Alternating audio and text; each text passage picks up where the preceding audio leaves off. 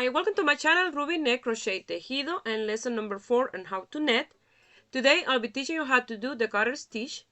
This is a very easy stitch because it's the same thing that you're going to do on one side, you do in the other side of your piece.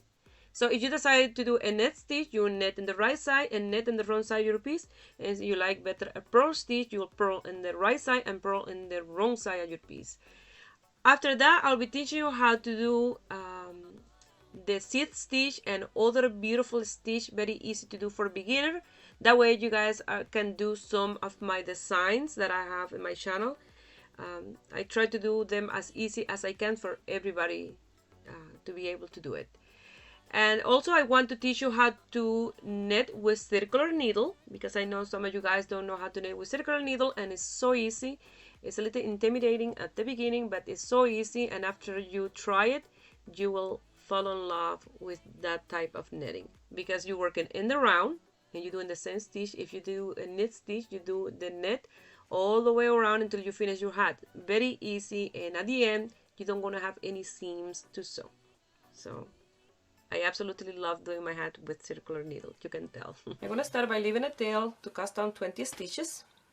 So I'm going to do my slip knot, and again you go around your finger like this, you hold it, you remove that loop, and you pass the strand on the top, under and up the loop, and you create your slip knot.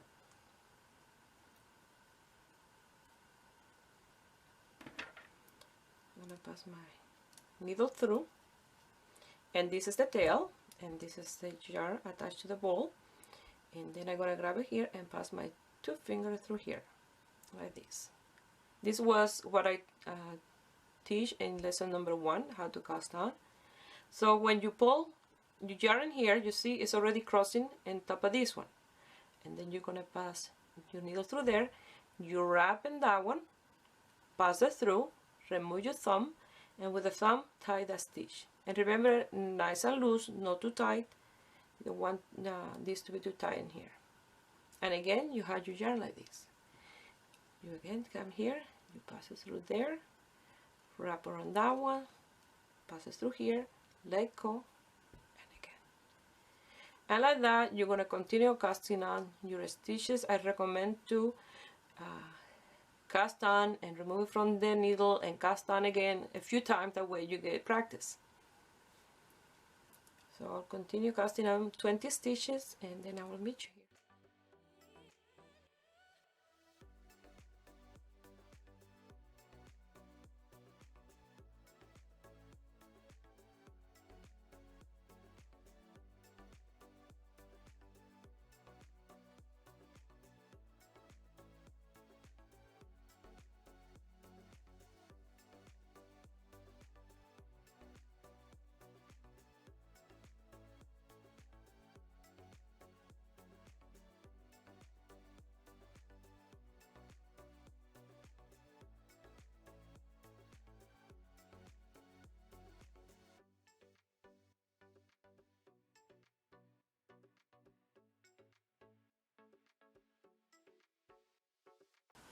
Now we're going to start netting, and you're going to net all your stitches like this. You're going to pass it through the front strand like this. You see you have one strand in the front and one strand in the back, and you're going to yarn over the needle like this and bring the strand to the front, and you let go again like this.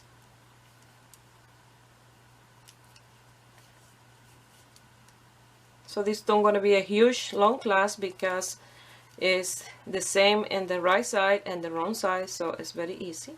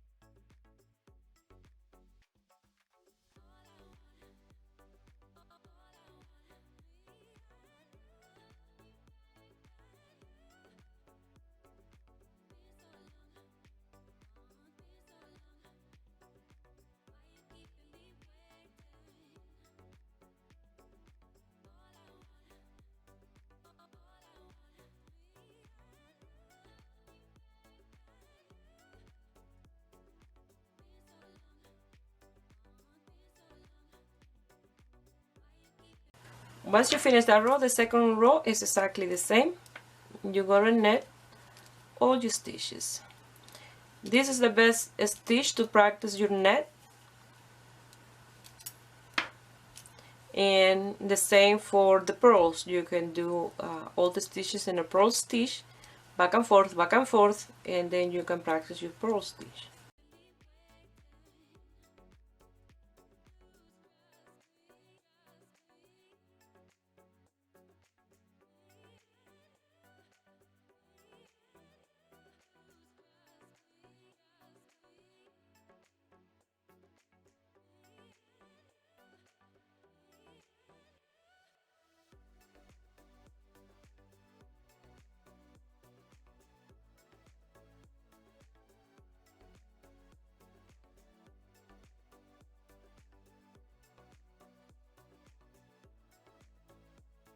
And like that you finish the second row.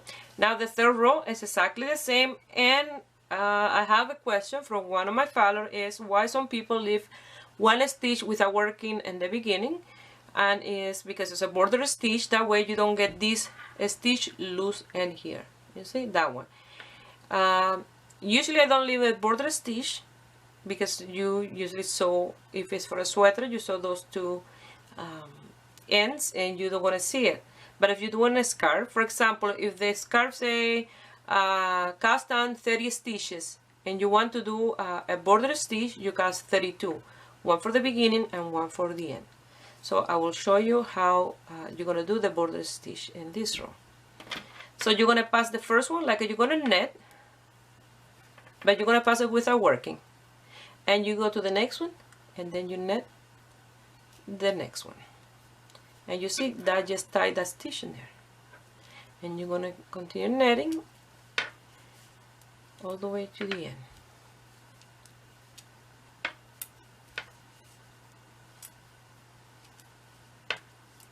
Here I have one stitch left, and that's the border stitch, but that one you have to net. Only the first one in the beginning is that you pass it without working, and you're going to net that one. And you'll see that that is very loose in here, because I don't did a border stitches in my first row.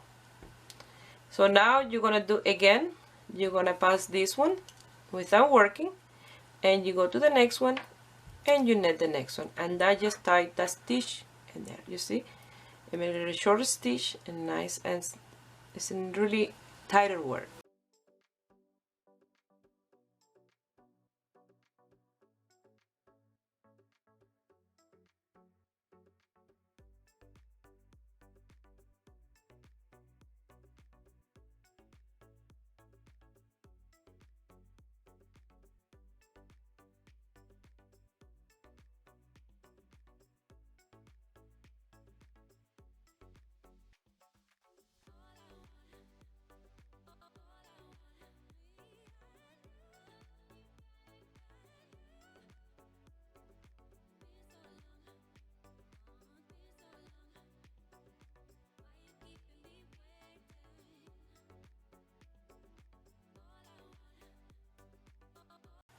This is what I've done so far, and that's how the stitch look. So something else that I wanted to mention is about border stitches again. Sometimes the design will say to you, you have to leave 5 border stitch for the beginning and 5 for the end. Only the first stitch of those 5 is the one that you pass without working. The rest, the other 4, you will have to work them as you're supposed to in the design. So either it's net and all the stitches, or purl, or seed stitch, or net on the right side and purl on the wrong side, depend the design that you're working. But only the first one is the one that you pass without working, even if you have 5, 6, 7, 10 border stitch.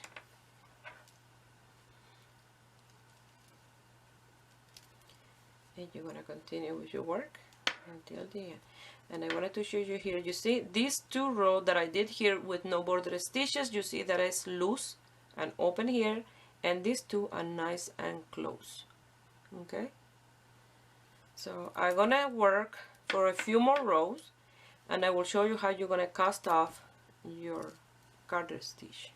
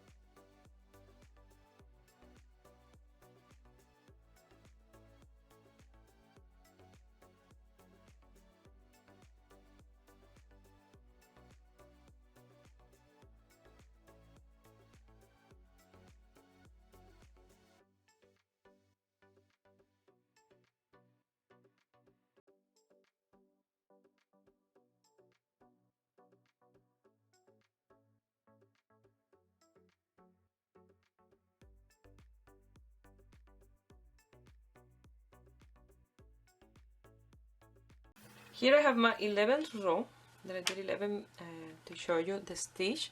You see, it looked like you did a purl row each time, but it was a net row. So it don't matter if you want to net all of them or purl all of them, it will be exactly the same. Now, to cast off the stitches when you're doing this type of design, it's better to cast off in the wrong side of the piece, and the tail is in the back. That's why it's the wrong of the piece, wrong side of the piece. So you're gonna net the first one. This time you're gonna net the first one, and you're gonna net the second one, and you're gonna pass the first one and top of the second one. And I already taught this lesson and how to cast off or bind off in my first class. So you're gonna net the next one and grab this one and pass on top of the second one and out of the needle. And again, you're going to do the same all the way to the end. And by casting off in the wrong side of the piece, you will have a really nice finish in the front of the piece.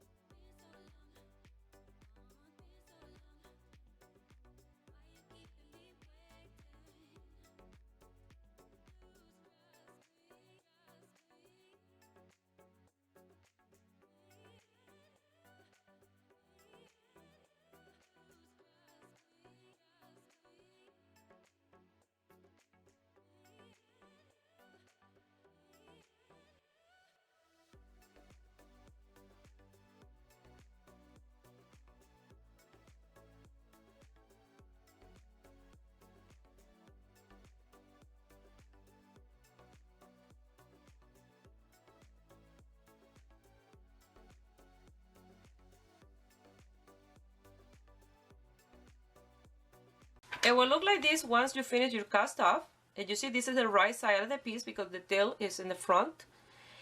And look how nice that looks. It looks exactly like the stitch. And this is the wrong side, you see. Don't look as nice. Don't look the same as this side. So it's very easy. Here at the end of this video, I'm going to leave the link for a blouse that I already made that is done with the garter stitch. It's really easy. If you already know how to knit, you will know how to do that piece. So I hope you guys like it and give it a thumbs up and subscribe to my channel if you're not already a subscriber.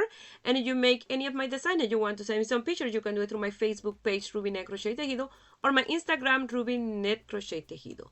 Please share my video with friends and family and in groups, that way you help me grow here on YouTube. I wish you have a beautiful day. Bye.